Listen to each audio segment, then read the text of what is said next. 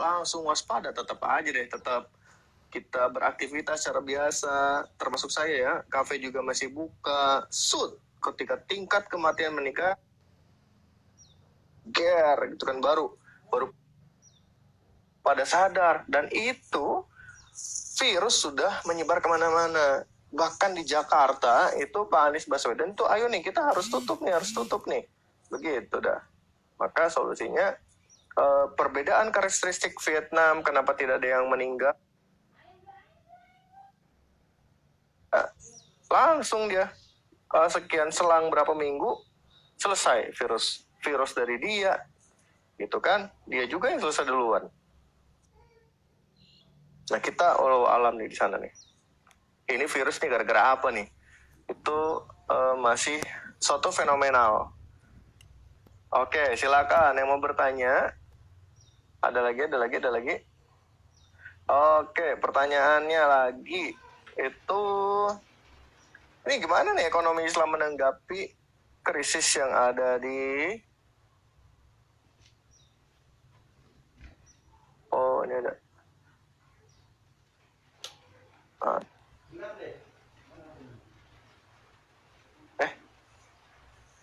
Ya, tadi sampai mana tadi ya? Oh ya, ekonomi Islam. Bagaimana ekonomi Islam bisa turun ke dalam kasus-kasus ini? Tadi udah ada solusinya. Bayangkan tuh dana zakat kita 217 triliun per tahun. Potensi muslim yang ada di Indonesia itu bisa mencapai 80% muslimnya. Tuh bayangkan coba ada. Kalau kita supporting sistem yang luar biasa, itu akan terbentuk kultur yang luar biasa. Oke, dari adik-adik PMI Februari, jadi tergantung kultur atau sistem pemerintahan masing-masing ya. Semuanya. 1, pemerintah. 2, masyarakatnya dukung kagak nih. Kita kadangan bandel gitu. Udah dibilang nggak boleh keluar. Nah itu, jadi saya juga introspeksi diri. Waktu itu saya dan teman-teman gitu kan, nggak boleh ke masjid, tetap aja gitu, jujung aja ke sana, karena sekarang baru mulai terbiasa. Work for home juga mulai dibiasakan, aktivitas produktif juga mulai dibiasakan. Nah teman-teman sekarang, adik-adik semuanya, kalian adalah kader bangsa saat ini nih. Apapun benderanya, mau A, B, C, D, mau biru, hijau, kuning. Nah, kalian kader 10 tahun mendatang, itu bagaimana keadaan Indonesia? Kalau kita tidak memiliki soft skill yang luar biasa, kemampuan yang di atas rata-rata, makin banyak pengangguran yang ada di Indonesia. Maka sekarang ini, bagaimana kita menemukan soft skill kita? Ada yang ke birokrat, ke DPR. Ada yang ke pengusaha, ada yang ke dosen. Nah sekarang, kalau estimasi saya ke depan, itu nanti lebih kepada digitalnya. Nah itu seperti itu. Nah itu sampai ekonomi Islam. Nah ekonomi pembangunan pun sama sepertinya. Jadi ada konsep dari UGM itu ekonomi kerakyatan. Jadi bagaimana ekonomi itu bergerak dari rakyat dan untuk rakyat. Kalau kita tarik ke pesantren saya dulu di Pondok Modern Darussalam Gontor, itu sebisa mungkin ekonomi proteksi itu dilakukan. Contoh gini nih, di Gontor itu ada sekian hektar lumbung padi. Mereka tidak akan pernah beli padi, beras gitu dari luar selagi masih bisa produksi. Bahkan kasar kata, air minum yang diminum saja itu produksi sendiri. Bayangkan ada puluh ribuan santri meminum itu. 30, kebetulan skripsi tesis kami penelitian di Gontor dan alumni sana juga. Bayangkan 33 unit usaha dikelola sendiri dan untungnya juga untuk santri-santri itu sendiri. Sekarang ini sekolah-sekolah itu sampai jutaan per bulan. Nah di Gontor sudah sama menginap itu 300.000 sampai 500.000. Sekarang kita tarik, ada yang lebih ekstrim lagi daripada Gontor. Saya lupa nama pondoknya. 15.000 santri itu gratis di Parung Bogor. Sayang penelitian kami ditolak waktu itu, pengen neliti di sana. 15.000 dari SD, SMP, SMA, kuliah. sampai kuliah dan setelah jadi ustadz juga itu semuanya gratis. Bayangkan luar berkahnya. Nah itu tuh. Nah semoga nih kampus kita juga bisa gratis kan. Jadi intinya pengelolaan ekonomi itu sangat penting. Kuncinya ada di strategic management. Bagaimana strategi kita lakukan. Kembali lagi ke krisis. Nih kalau kita tidak kuat satu sama lain, wah ini bisa berbahaya nih. Nah sehingga semuanya harus saling sabar, saling hemat. Untung Ramadan kan, makan jadi 2 kali tuh. Kalau nggak sekalian 1 kali, sekalian diet. Ya nggak. Jadi sahur, makan nasi, buka, minum. Nah itu kan hemat. Pas banget kan. Amin, robbal alamin. Tasina, Ina. Iya banyak. Nah sekarang PR bagi teman-teman yang semester 8 masih ada kesempatan, itu segera selesaikan skripsi supaya tidak bayar UKT lagi. Nah karena apa? Di belakang itu orang tua kalian sudah luar biasa perjuangannya. Apalagi ekonomi ke depan nggak tahu gimana. Nah sekarang bagaimana kita memberikan terbaik untuk orang tua kita. Kita boleh sibuk sana sini mencari pekerjaan dan lain-lain, tapi tetap semester 8 target selesai. Bagaimana Pak yang semester 9? Nah, yang semester 9 secepatnya juga diselesaikan karena semakin lama kita selesai itu maka akan pembiayaan akan semakin bengkak. Sama seperti corona gitu kan. Semakin lama ini corona kasus kan terjadi, maka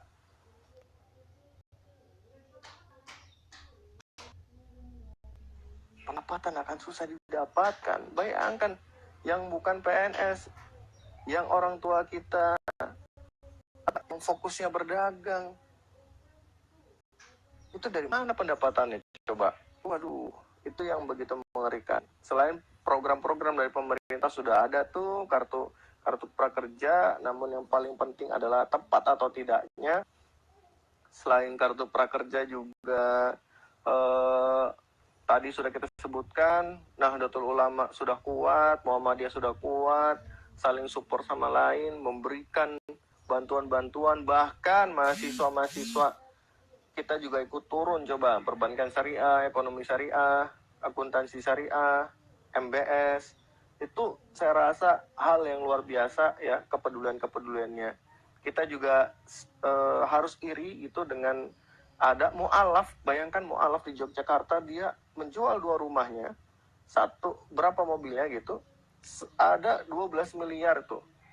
Itu beli cendol tuh lumayan kan. Nah 12 miliar itu target dia adalah untuk dokter. Kita bayangkan nih, kalau kata dokter Tirta itu yang harus dipertahankan benar-benar itu adalah 1 dokternya, 2 adalah ketahanannya. Jangan sampai nih yang kena corona malahan dokter sama TNI. Ada suatu daerah di mana tuh ya, Cordoba kemarin, mayat bergelantungan. Nah bayangkan, bukan bergelantungan ya, apa artinya? Mayat ditaruh aja di jalan gitu. Nah itu bagaimana? Oke, oh ya Pak.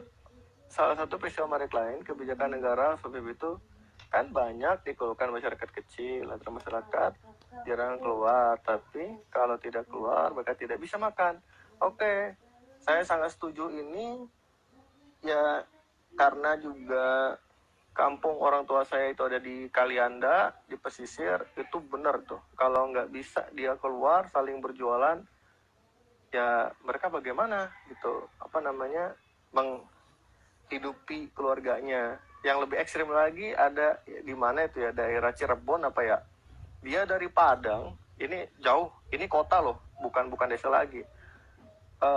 Dari Padang kemana itu, ke Cirebon, udah sewa rukonya disegel. Solusinya ada di bantuan yang harus diberikan oleh pemerintah. Kalau saya sih lebih sepakat rame-rame tuh pimpinan itu potong gaji 50%-nya, berikan ke masyarakatnya. Nah tapi ntar takutnya saya debat lagi ini ya, karena menyangkut pemerintah bahaya juga. Ini saran, karena ya kita mengenal 2,5%. 2,5% harta kita harus diberikan kepada. Nah inilah saatnya kita berjuang bareng-bareng. Yakin ketika kita memberikan, kita akan mendapatkan 10 kali lipat daripada itu. Apalagi ini bulan Ramadan kan, kita benar-benar lagi diuji. Bayangkan di pelosok kalau nggak bisa keluar, sekali keluar bahkan tidak keluar. Pengen pulang kampung loh di stop. Padahal kalau di kota dia nggak bisa makan. Disitulah kekuatan kita lagi diuji. Lepas semua bendera, satu nilai Islam. Tuh, pesisir di mana ya Pak? Kalianda, Kuripan. Nah, ayah saya di Banten. Ini mana nih PMI, terus HMI mana nih nggak masuk nih? IMM, ayo dong. Next. Apalagi yang mau ditanyain? Ini kita sampai jam berapa nih? Alhamdulillah 29. Nah, kira-kira nih teman-teman, Bantennya di mana Pak? Oh, jadi kenalan kita ya, Cilegon, ayah di Cilegon, ibu di Banten.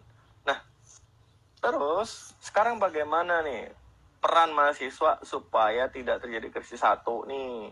Bagaimana kita bisa bersabar? Kedua, bagaimana kita bisa mencari solusi? Contoh, kita nggak bisa kemana-mana nih, hanya ada di dalam sini. Nah, kita bisa online. Ini sudah mulai nih berbagai macam kegiatan online, misal jual soal CPNS, SKB, terus juga pendampingan mentoring bisnis, gitu kan. Terus juga bisa online, misal di sana ada produk kopi yang luar biasa, bisa ditawarkan ke luar kota, gitu. Campur-campur deh. Puasa ini bisa jadi solusi bagi kita. Dan ini ada hikmah, ini bukan dari saya, dari guru saya.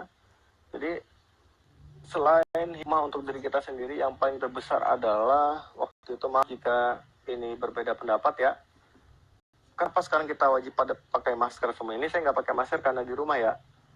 Karena kita waktu itu lagi booming-boomingnya mengejek orang yang memakai cadar. Oke, mereka katanya ini nasihat bareng ya, itu kan, maaf kalau ada perbedaan. Ya biarkanlah kalau mereka pakai cadar, itu ngapain dilarang-larang gitu kan. Toh dia yang ininya, karena sekarang kita sudah toh sekarang kita seperti memakai cadar semuanya. Itu. Kedua, boros. Ini kita ke depan nih boros banget. Sebelumnya kita boros banget kan, kemana-mana, mall selalu rame, bioskop selalu rame. Nah sekarang itu sepi semuanya. Supaya apa? Supaya kita belajar hemat. Bahkan nikahan bisa sampai ratusan juta, ngapain? Nikah juga, sekarang nikah tuh aman gitu kan, hemat. Sekarang aja nikahnya gitu kan, indah, bareng-bareng bersama gitu. Terus juga, nah yang terakhir, Nora bergabung. Oke, bentar.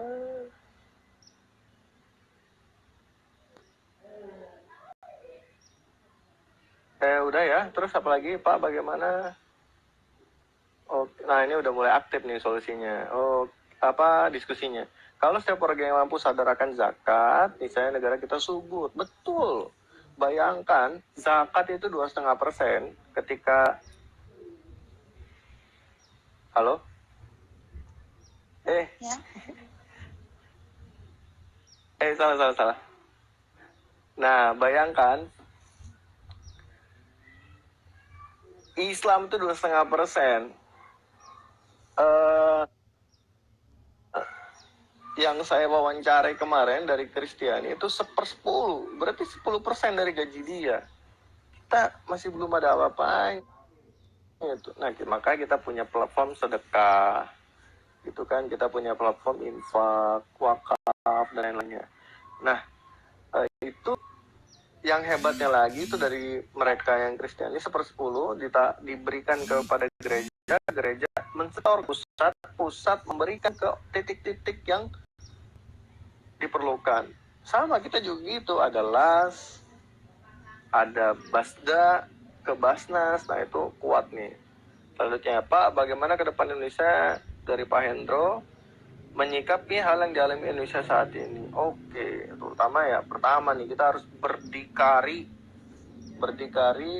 dalam artian ini kita berada di Indonesia, maka ekonominya orang-orang Indonesia juga dong yang ngelola. Jangan ngambil utang sana sini. Contoh kecil gini, kita dalam berbisnis, kita ngutang, otomatis kan untung kita harus lebih besar daripada utangnya. Nah kalau saat kayak gini nih, tol nggak kepake gitu kan, platform bisnis yang ada itu tidak bisa dikembangkan, terus untungnya gimana? Mandek, stuck, bayar utangnya gimana? Selanjutnya BUMN kita ditarik. Maka solusinya adalah untuk bangsa Indonesia, siapapun pemimpinnya, kita nanti ke depan itu pemimpin bangsa Indonesia ini minimal pemimpin bagi diri kita sendiri, gitu kan, presiden bagi diri kita sendiri. Nah, ya itu. Sekarang sudah muncul nih SBN surat berharga apa ya panjangannya ya, seperti sukuk gitu, seperti surat utang negara, seperti itu. Jadi dari Bank Indonesia menggelontorkan, terus juga ada platform yang menerbitkan sukuk atau surat utang negara. Orang-orang Indonesia berinvest untuk mendapatkan surat berharga tersebut. Selanjutnya uang itu dikelola untuk pembangunan ekonomi yang ada di Indonesia. Selanjutnya ketika bisnis itu sudah berjalan, maka keuntungannya juga untuk orang Indonesia. Filosofi ekonomi kerakyatan itu bisa tuh dari orang Indonesia dan untuk Indonesia, dari rakyat dan untuk rakyat. Koperasi itu salah satu karakteristik yang ada di Indonesia. Ekonomi Pancasila gitu, bagaimana kita bisa melakukan kegiatan-kegiatan ekonomi yang berpancasila. Nah, kita ada berbagai macam tuh, ada ekonomi Pancasila, ada ekonomi kerakyatan, ada ekonomi Islam. Kalau saya lebih kuatnya ke ekonomi Islam pemahamannya. Itu kita harus mandiri. Buktinya pesantren yang 15.000 di Parung Bogor itu aja mampu menggratiskan semua penghuni yang ada di sana. Itu luar biasa tuh. Next, apalagi untuk ini sampai bukan kita nih ya. Untuk masalah ekonomi sendiri tentunya sudah banyak anggaran untuk pendidikan masyarakat. Lantas sebagai dari pendidikan Pak, apakah adanya kurikulum darurat? Oke, setuju Mbak Bila. Saya sangat setuju sekali harus ada perubahan platform pendidikan. Nih saya paling sepakat ya. Ini maaf nih kalau berbeda nih Pak Menteri dan lain-lain. Paling sepakat jika skripsi, tesis, disertasi tidak ada. Ekstrim ya. Karena apa? Ke depan itu karya mahasiswa. Ketika goal kalian ingin menjadi dosen, maka kalian wajib bisa menguasai skripsi, tesis, disertasi. Tapi kalau passion kalian bukan ke dosen, tapi ke bisnis, maka wajib kalian punya karya, punya bisnis apa, you punya bisnis apa gitu kan, yang bisa nanti sukses. Terus, kalau orang yang jago IT, you punya karya apa di IT? Contoh kecil gini dah, Zoom. Coba cek di internet, yang saya baca itu ada 66 triliun pendapatan untuk Zoom. Mengapa ini mahakarya anak muda Indonesia tidak ada? Saya udah koar-koar tuh, ayo dong. Kebetulan saya nggak jago IT. Nah kalau jago IT, itu yang akan saya pertama kali. Bagaimana membuat platform seperti Zoom, tapi khusus untuk bangsa Indonesia tercinta. Gerakan-gerakan ini harus saling supporting system. Jangan saling membenturkan satu sama lain. Kita harus saling menguatkan. Itu kan saling menjatuhkan sesama saudara. Gitu. Kita orang asing hormat, bangsa sendiri tidak. Nah, itu yang salah gitu. Kita harus bangga. Pak Habibie, ilmuwan yang luar biasa beliau. Jerman dipakainya begitu luar biasa. Nah, kita ngapain? Rektor asing. Apa-apa asing itu kan. Orang Indonesia juga banyak yang berkualitas. Contoh, Profesor Nelson Tansu ya. Profesor pada umur 25 tahun di Amerika. Nah, Indonesia, profesor itu paling cepat 10 tahun. Itu udah lama dulu.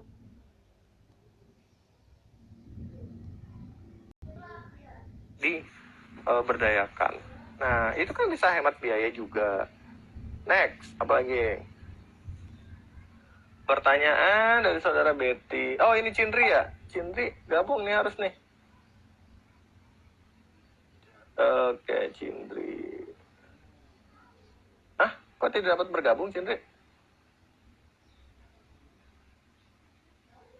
Oke. Pertanyaan dari saudara Betty Ria Safitri, apakah tahun 2020 kemudian krisis ekonomi 98 jilid 2? Semoga tidak. Karena masih alhamdulillah masih adem ayem ya. Dan juga kalau mau demo juga takut kan, takut COVID gitu. Ada satu orang yang COVID, semuanya yang demo ketular, ayo gimana? Maka sekarang kita ya itu jangan sampai lah, karena memang pasti ada efeknya. Ya kayak kemarin yang yang 212 yang begitu adem ayamnya saja itu luar biasa tuh, jegar gas air mata, apalagi nanti jika ada demo krisis ekonomi. Oh, jangan sampai itu, estimasi saya itu akan ada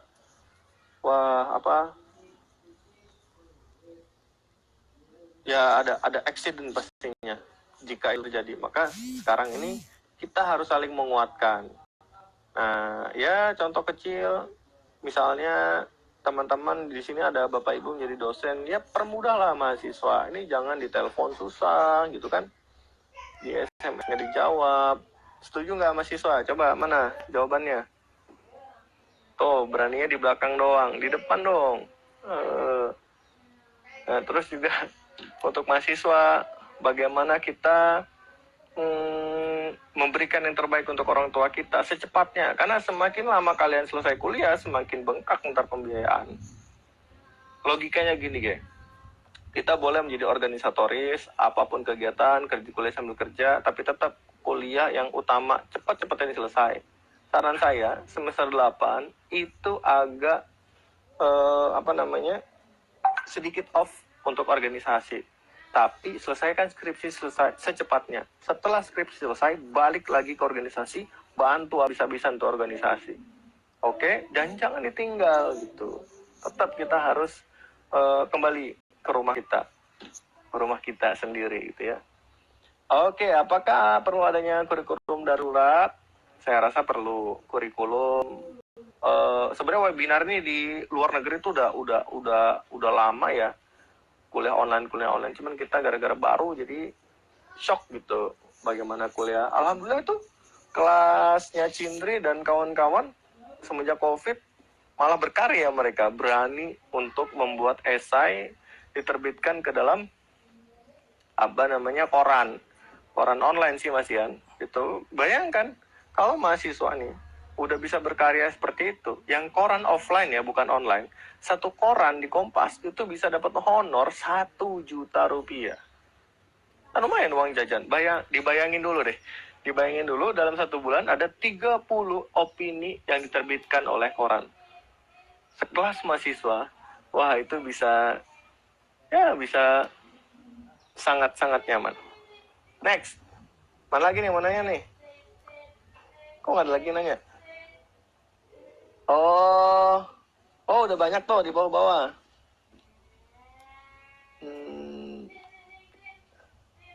Nora, oke. Memperbaiki sistem ekonomi sekarang melemah karena adanya COVID. Sangat sepakat dengan hotel, dari pemerintah segera membuat kurikulum darurat. Oke, amin. Izin bertanya, Pak Nora. Menurut Bapak, cara kita untuk memperbaiki sistem ekonomi sekarang melemah, impor ya. Apa yang kita impor kalau kita itu memiliki kekuatan ekonomi yang kuat? Saya dapat info di mana, di Madura apa di mana gitu, garam, produksi garam. Ya udah dah. Terus juga Lampung kopi, pisang. Ya udah, kenapa kita nggak? Nah, ini juga ada tawaran. Stop memakai dolar.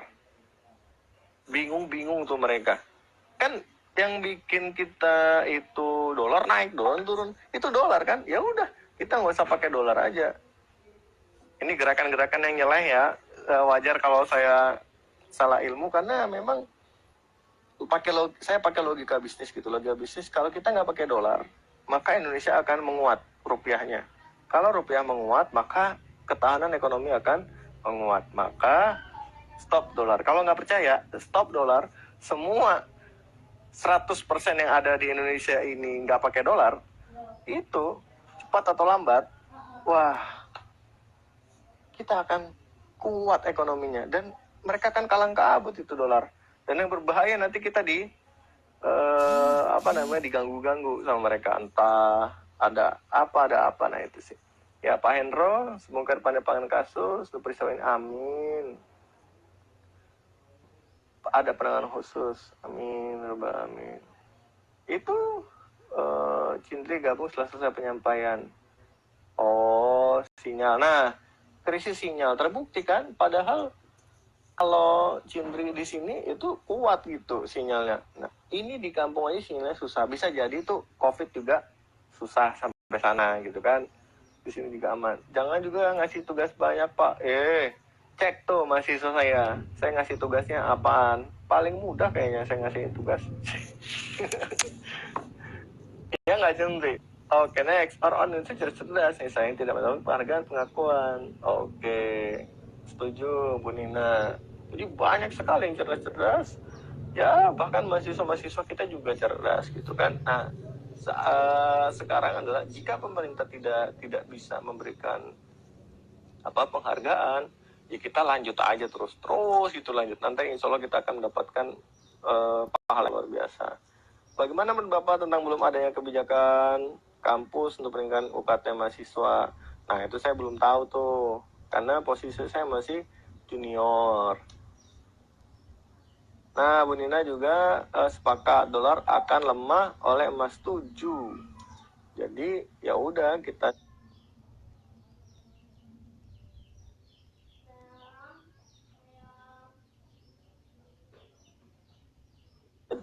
nggak pakai dolar, emas kita perkuat.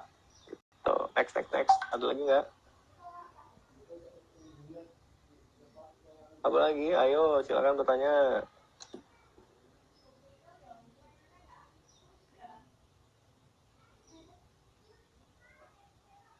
Oke, ada apa? Suatu negara dia menggunakan 2 mata uang, jadi tidak. Oke, iya, dinar dan dirham. Oke, sekarang PR dinar dan dirham. Nah, standarnya sama nggak gitu? Misal dinar dirham Indonesia sama dinar dirham yang ada di Arab. Kalau standarnya sama ya nggak apa-apa gitu. Rasanya pengen kuliah lagi, wede. Alhamdulillah gitu kan ini dosen inspirasi, asik. Ya, apa ya? Intinya mahasiswa itu bagi saya sih memiliki talenta yang luar biasa gitu. Mereka ini generasi emas ke depan, bisa jadi mereka lah gitu tim partner kita, tim bisnis kita yang kelak nanti di akhirat itu mereka jangan ngambil tangan kita dan neraka naik. Ayo Pak, kita ke surga bareng-bareng. Amin. Next, ada lagi nggak nih Chandre? Sampai buka lagi nih nanti.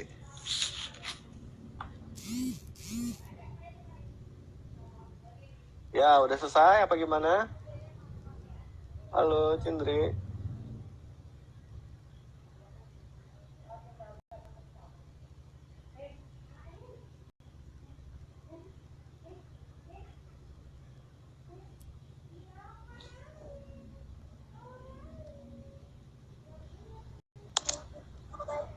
Ya, kayaknya udah pada selesai tuh. Emang sampai jam berapa kita? Halo, ya, sampai jam berapa nih, Cin? Iya Pak, sampai jam 17:10 Pak. Ini udah 4 menit lagi. Ya, silakan. Seru nggak? Ya, maaf jika sinyal Cindri ini masih muter-muter tuh. Iya, Pak, masih puter-puter di sini belum ada gambarnya. Ya, ya seperti itulah keadaan kita ya. Sinyal ini menandakan tuh bisa ekonomi di sana. Saya bisa merasakan tuh bagaimana beratnya gitu, sinyal aja berat, apalagi ekonomi di sana itu kan. Di kota ya masih bisa lah cari-cari dan lain-lain. Nah, sinyal lagi nih, apa gimana nih Cin?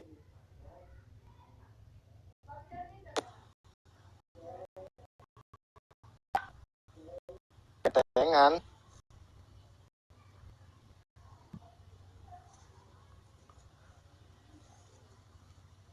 Ke Nah, Bu Nina, ini bagus nih PT Freeport. Wah, itu luar biasa tuh PT Freeport tuh. Kalau kita bisa menguasai 100%, kalau ini nggak tahu benar atau salahnya, kalau saya baca di berita, bayangkan tuh pimpinan-pimpinan BUMN dan lain-lain itu gajinya berjuta-juta gitu. Bayangkan orang yang tukang beca dan lain-lain, orang yang tukang sayur, ya, yang dia dapat pinjaman dari misalnya bank pasar yang mencekik. Wah, itu ada lagi nih solusi dalam ekonomi Islam. Akad Qardul Hasan. Ayo, apa itu akad Qardul Hasan? Akad Qardul Hasan itu kita pinjam 10 juta, dikasih 10 juta balikin 10 juta, pinjam 100 juta balikin 100 juta, pinjam 200 juta balikin 200 juta. Jadi cicilan 0%. Pertanyaannya, siapa yang mau ngasih tuh segitu? Ya orang yang kaya. Saya pernah dipinjemin 10 juta balikin 10 juta, dipinjemin 24 juta dibalikin 24 juta. Supporting system. Jadi yang kaya itu akan semakin kaya, bukan dari orang yang kita bantu, tapi dari sisi-sisi yang lain. Saya telepon lagi Cindri. Nih gimana nih Cindri, nih mau mana Cindri? Mana Cindri? Nah, ini juga untuk kita ke depan. Ini emang Dema nggak ada yang di Bandar Lampung tah? Waktu sampai jam 17, nah udah selesai. Yaudah, yuk Cindri. Tadi Cindri ngelak sih. Yuk. Kita menunggu Cindri. Oh, nggak kerasa. Semat buka puasa, bentar lagi, 40 menit lagi.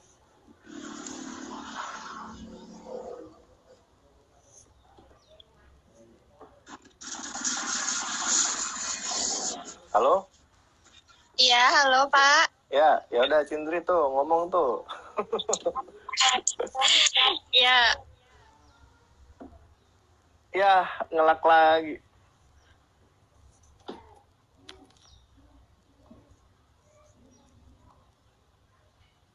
Aduh. Nah, untuk sertifikat sekalian tuh Cindri tanggung jawab. Mana tuh Cindri ya?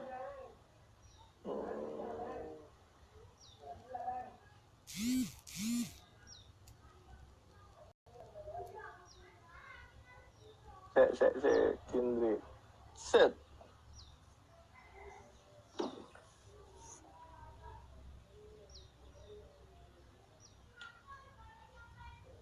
Kita ngabuburit. Ya, silakan ditutup. Nanti ngelak lagi. Saya mohon maaf apabila banyak kesalahan. halo. Ya, halo. Ya, ditutup, Cin. Nanti ngelak lagi. Ya, Halo. Ya.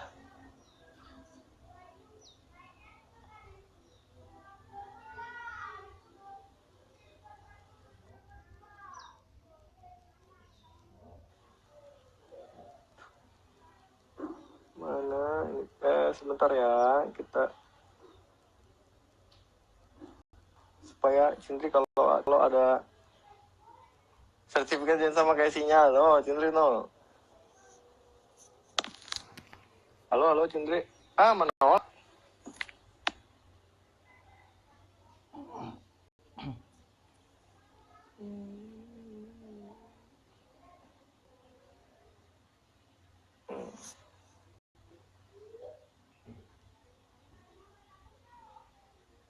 Oh, boleh.